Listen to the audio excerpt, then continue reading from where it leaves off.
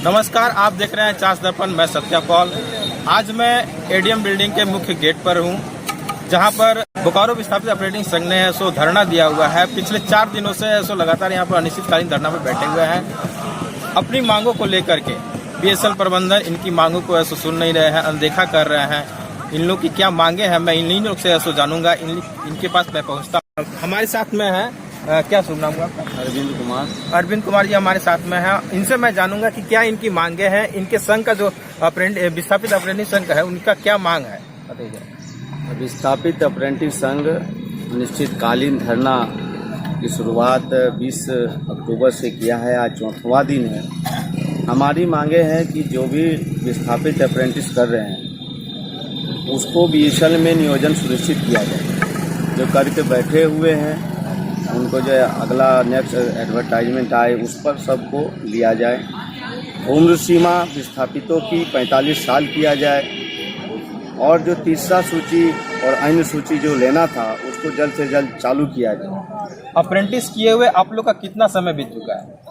हम लोग का अप्रेंटिस किए हुए 1 साल हो चुका है, जबकि जो अप्रेंटिस करवाने का नोटिफिकेशन जो था बोकारो इस्पात संयंत्र द्वारा 2016 में निकाला गया था और उसमें 17-18 में हम लोग को करवाने का प्रावधान था। लेकिन प्रबंधक काफ़ी लेट से जो फर्स्ट बैच का करवाना था 17-18 में, उसको 18 से शुरुआत की और हम लोग को 20 में जो अगस्त 2020 बीत चुका है उसमें हम लोग को कंप्लीट हो चुका है। 1 साल हो चुका है।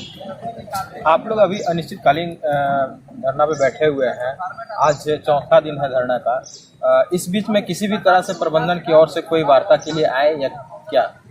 अभी तक बोकारो प्रबंधक की तरफ से कोई उस तरह की वार्ता नहीं हुई है, न जो पहलकदमी वार्ता के लिए होना चाहिए।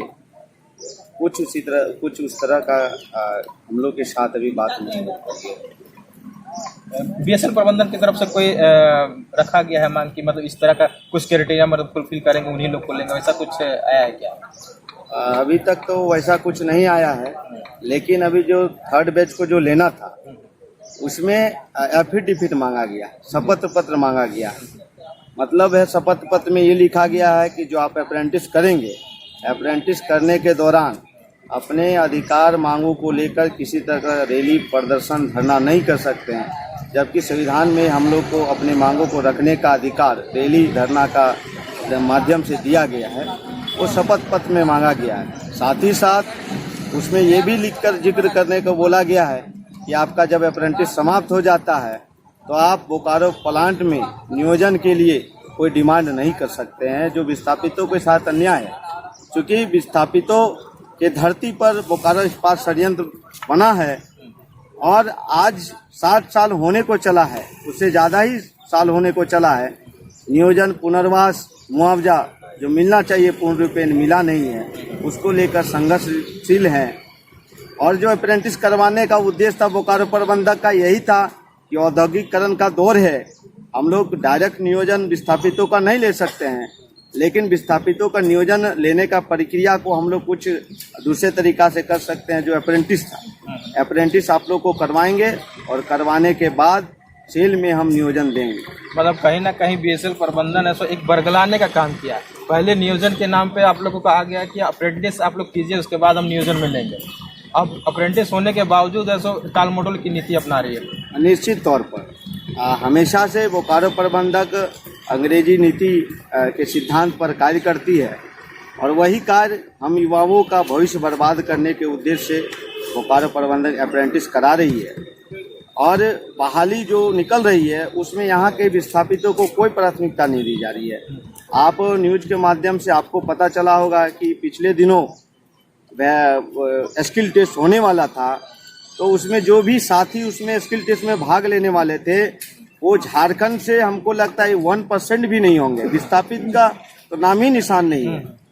तो कहीं न कहीं बोकारो प्रबंधक की हमेशा से ये मंशा रही है, विरोधी मानसिकता का जो इन लोग का सोच है हमेशा से रही है।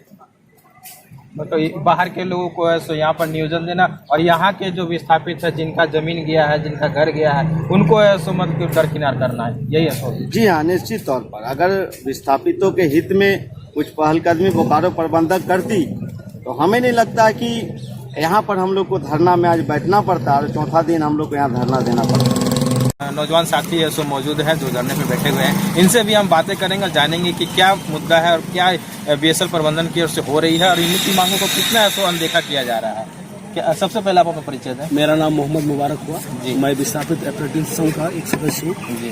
और हम लोगों ने पिछले 2016 से ये नोटिफिकेशन निकाला बीएसएल, तो उसके बाद हम लोगों को टेक्निकल कराया गया कि आपको तकनीकी बना करके नियोजन दिया जाए। ठीक है, हम लोगों ने इस पर विश्वास किया, उस पर भी एग्जाम लिया, एग्जाम लेकर के हम लोग आए चुन के। और एक परिवार से 3 भाई 2 भाई भी पास किए, लेकिन एक ही भाई को लिया गया जिसका उम्र में ज़्यादा है। अच्छा। क्योंकि इसको मकसद था कि हम नियोजन देंगे एक परिवार से। हम लोगों ने सोचा अच्छी बात है, एक परिवार से अगर एक नियोजन मिल जाए तो कम से कम परिवार चल जाए। तो हम लोगों ने अभी निकला हुआ 1.5 साल होने चला, ट्रेनिंग कंप्लीट किए हुए ना, अभी हम मेरा एग्जाम कंप्लीट फाइनल ले पाया है ना, नियोजन की बात कर रहा है, टाल मटोल नीति कर रहा है। और दूसरी बात, हम लोगों ने ट्रेनिंग के दरमियान प्लांट में देखा कि इनके पास मैन पावर की भारी कमी है। ये अनट्रेंड आदमी से जो फैक्ट्री एक्ट के तहत एकदम अनलीगल काम कर रहे हैं लोग, जो फैक्ट्री के एक्ट के तहत आपका रेलवे, आपका लोको, ओवरहेड क्रेन, ये सब क्रेन प्राइवेट आदमी चला रहा है, जो अनट्रेंड आदमी है, जिसको चलाने का नहीं है। वो सिर्फ मतलब कि परमानेंट आदमी ही, वर्कर ही चला सकते हैं इसको, और मैनेजमेंट अपने छलावा करके उसको मतलब ठेकेदारी प्रथा बढ़ावा देने के लिए वो सब काम करवा रही है। मतलब ये ठेकेदारी प्रथा आने के कारण है सो वो लोग अपना एक पैसे को बचा रहे। ठेकेदार लोग सोचते हैं कि भाई कम पैसे में हमको कहीं से भी कोई भी वर्कर मिल जा रहा है, उनसे हम काम करवा लें, मतलब अनट्रेंड लोगों से। जी जी, अनट्रेंड से, जो कि वो फैक्ट्री एक्ट कहता है कि वो नहीं चला सकता जी। वो मैनेजमेंट वो फैक्ट्री एक्ट को वहाँ पे उल्लंघन कर रही है। और हमको ट्रेन करके बताया गया कि आपको जगह पर भेजा जाएगा, और अभी दे नहीं रही है, ये टाल मटोल कर रही है। अभी ये देन एंड देयर अभी ये लोग क्या कर रहा है कि एमटीटी, ओटीटी, जो कि ऑल ओवर इंडिया से बहाल करके लेके आते हैं, जबकि हमारे यहाँ ओटीटी के लड़का लोग बहुत करके बैठे हैं, SC ST सब हमारे साथ है भाई लोग विस्थापित, जिनका जमीन गया उनको ना ले करके आप राजस्थान से लेके आते हैं SC और ST को। तो ये हमारे साथ धोखा है, हमारी जमीन ज्यादा सब चली गई। इसके बाद भी कहीं ना कहीं ऐसे बीएसएल प्रबंधन ऐसो इंटरनल वैकेंसी निकाल करके बाहर के लोगों को फायदा दे रही है, यहाँ के विस्थापित लोगों को ऐसो बरगला रही है, एकदम बरगला रही है और छाटने का काम कर रहे हैं। तो हम लोगों ने अब पूरा प्रण ले लिया है कि कोई हाल में किसी भी तरह की बहाली, चाहे वो एमटीटी हो, ओटीटी हो, एटीटी हो, कोई भी तरह की बहाली हो या ठेकेदारी प्रथा, हम लोग सब अब रोकने का प्रयास करेंगे। इसके लिए हम लोग जो भी होगा अपना मतलब जान भी निछावर करने में तैयार। देखा आपने कि जो यहाँ धरने में बैठे हुए हैं विस्थापित अप्रेंटिस संघ के लोग, उन्होंने बताया कि बीएसएल प्रबंधन ऐसो किस तरह से ऐसो टालमटोल की नीति अपना रही है। आज चौथा दिन ऐसो बीतने चला है, लेकिन फिर भी बीएसएल प्रबंधन की ओर से ऐसो ना ही किसी भी तरह का कोई वार्ता के लिए पहल की जा रही है। यदि आपने हमारे ऐसो यूट्यूब चैनल को सब्सक्राइब नहीं किया तो सब्सक्राइब करें, हमारे फेसबुक पेज को भी लाइक व फॉलो अवश्य करें। धन्यवाद।